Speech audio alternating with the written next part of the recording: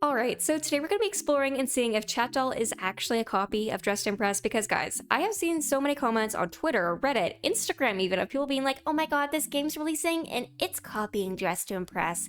And there's been a lot of hate towards this game that I think is very unwarranted, and so I was lucky enough to get early access to this game, which, if you guys don't know, it's releasing fully on December 20th, so on Saturday, so really soon here. And I would have loved to make this video earlier, but it's been exam season. I have barely been posting, which I'm sure you guys have noticed, so we're getting back into it now because I just finished my last exam. Don't know if I passed, we'll see.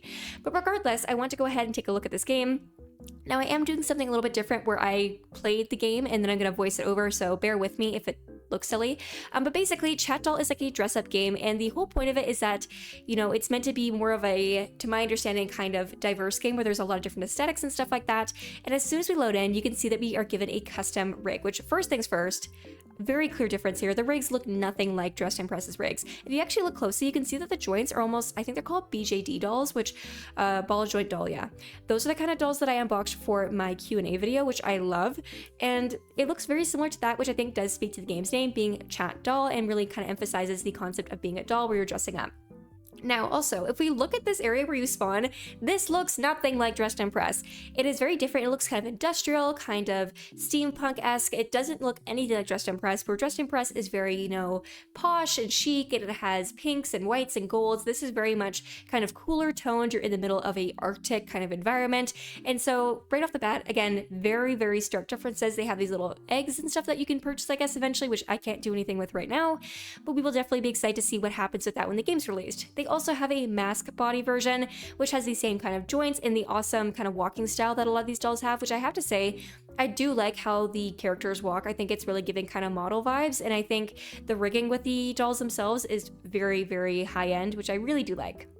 Now, aside from that, we're also going to look at the shop, which I've seen a lot of people comparing this to Dress to Impress's shop, which, first of all, if you guys notice with the UI is really giving kind of like old Windows style, which you will see in some of the other UI menus. But a lot of people are saying, oh, well, because they have a shop with Robux items and game passes, they're copying Dress to Impress, which I understand people are very quick to defend their favorite games, and I'm not trying to shade you for that. But every game ever has had a menu where people can basically go ahead and purchase items, and that is not inherently owned by Dress to Impress, so I do think that's harmful. Also, if you look at these poses, these are all very different from Dress to Impress's poses. Both poses for both games are awesome and cool. However, you can see they put a lot of effort into making these, you know, I would say more artistic in the sense that they aren't necessarily dances or stuff like that, but they're meant to be kind of abstract poses, which I really like. Now, if we go into the other sections here, they have a section which this seems to be kind of like the self-care kind of beauty area. They have a nail salon section that isn't ready yet because, again, this is an early version of the game that doesn't have all the features, obviously. And then we have these booths where you can get your hair done, and sorry, not your hair done, your makeup done. I misspoke there. But there is two different sides to this. My VTuber is hiding this other side. But we have the section where you can basically create your own makeup looks with different eyes, eyebrows, lips, etc. And then the right-hand side behind me, we have the coloring, which you can see looks very similar to the Windows old UI, which I personally really like. I think it's very nostalgic and it's really cute and something unique that you don't typically see. A lot of the times, which no shade to current Roblox games, there is such a emphasis on low poly, which is basically means like very low detail, which personally I'm a fan of high graphics games. I understand they may not always be super functional for people on mobile devices. However, I just really have an appreciation for stuff with a lot of detail. And I think that this UI that kind of mimics, in my opinion, the Windows UI shows a lot of attention to detail, and I really like it. I think it looks very high quality.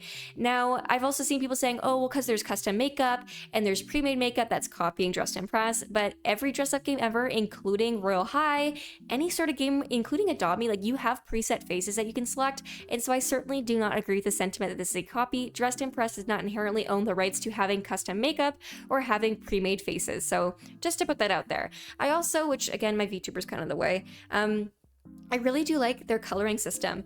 Now, no shade to any other game, that's not what I'm trying to do, but I like how easy this is to use. I find some games it's very difficult to color items, it's confusing, there's all these different menus you have to go into, but this one, you can see I have the basic colors open on the left of me, and on the right, there's like this kind of like wheel section, which I just closed, but it makes it really easy to select the exact color you want, and I find there's a lot of versatility with it, so you can get a lot more shades than, you know, a typical Roblox game, which I also really like because it gives you more kind of creative freedom. Now, obviously, I'm sitting here kind of spending my sweet time making my makeup, so I'm gonna see if I can speed up this clip. Let me skip ahead. I took a long time. Oh, and then they have these tanning booths, which something that's really interesting about the tanning booths is that you can actually change individual portions of your body's color. So if you wanted a pink arm or a brown leg, or you wanted maybe, I don't know, a green head, you can actually do that through this menu, which I think is very cool because a lot of Roblox games don't have those features. Now, a criticism I've seen is people saying, oh, well, the tanning booths, like the coloring section, that looks just like Dressed to Impress. But again, if you just search up a generic picture of a tanning booth, they look the same. And it's like saying like, oh, well, Adopt Me copied this other Roblox game because they have dogs. You know, like it's just a real world item. Obviously you can't make it that different, and I definitely don't think it's a copy. Now if we go over here, we do have some items that we can actually take a look at, some different shoes here. Now keep in mind, these are not all the items in the game. Obviously this is just an early access version, so it's not the completed game, but there's tons of really cool items here with a lot of detail. I spent quite a bit of time trying to basically customize these shoes and play around with the shoes because they have so many different color toggles, which again, my VTuber is kind of in the way, I'm going to be honest. Let me go ahead and maybe, can I move it? I don't know if I can move it. Let's see. Oh, I'm teleporting. But you can see here that I can basically toggle so many different kinds of colors on these shoes. Now there's 5 total. If you look at the top, it says item 3 out of 5. It tells you how many layers you have to color, which I think is similar to most other Roblox games. But what I like is that there's so much, you know, ability to basically choose whatever color you want. And it also gives you a hex code, which hex codes basically are like identifying color names basically, which you can then copy and paste into other groups. So if you want the exact same color for your shirt as your shoes, it's really easy to do that. So again, I really like how much you can basically just customize your shoes and every item in this game. Now, if I move my VTuber back over here, whoop, let's go ahead and skip forward a little bit to the next section here, where I basically go over to the clothing section. Now they have a ton of different tops here, which I'm sure more will be added as the game is released and as there's updates. But what I really liked and what kind of like set this game apart from other games in my opinion is how much, you know, flow there is to the clothing, which I know maybe sounds kind of confusing and counterintuitive, but the clothing looks like actual clothing. If you look at this top, for example, kind of just like the folds of it make it look like actual, like what that top would look like in real life. I find a lot of games, again, with low poly style, which no hate to low poly, it's just not my preference, that they really do simplify clothing items and make them very basic or with very minimal shading, very minimal wrinkles. There isn't a ton of, you know, understanding of how clothes will actually naturally fall. And what I really like is on the shoulder here, you can actually see how it kind of drapes down. And that to me is very realistic, and I really appreciate the attention to detail. I know maybe some people would overlook that, but I really do like that. Now we also have several different sections for patterns and stuff like that. And you can also, if I move my VTuber, oh, not that. If I move my VTuber, boop, you can actually upload custom decals and put custom decals on your avatars, which obviously custom decals need to go ahead through Roblox moderation to ensure that they're not like inappropriate. But you can add custom details to a lot of different things in this game, including hair. Super cool, because I know a lot of games don't allow you to add patterns and stuff to your hair, but you can add like leopard print and stuff like that, which is really giving, you know, like Y2K, if you want to do like a Y2K old 2000s outfit, which I really like. Now if you go over here, there's also lots of different kinds of socks and stuff like that. Obviously some of these are a work in progress, so they won't always be perfect. There's some of these that are clipping slightly through my leg, but you know, I think that's to be expected with a new game. But there's also tons of head accessories. They have butterfly wings, rabbit ears, stuff that you typically wouldn't see in a dress-up game that kind of add to how, you know, diverse and detailed you can make your character, which I really like. Now, aside from that, there was some other features that I wanted to show you guys, which includes kind of the hair accessories where you can say put a bow in my hair, and the actual hairs themselves are kind of at the back of the area. But there's tons of different hairs that you can easily layer, and you can add patterns to them, which is really cool. And then if you go further down, you can see that I actually go to the VIP section. Now, I do want to give a disclosure here. I'm not sure how much VIP will cost when the game is out, because right now, if you can see, oops, it costs like only like $1 for me, or 1 Robux, sorry. So I'm not quite sure how much it's going to cost, but I did go ahead and was able to try on some of these things, including this headpiece, which I thought was really interesting. And again, there's 4 different toggles where you can basically color this headpiece, which is really cool.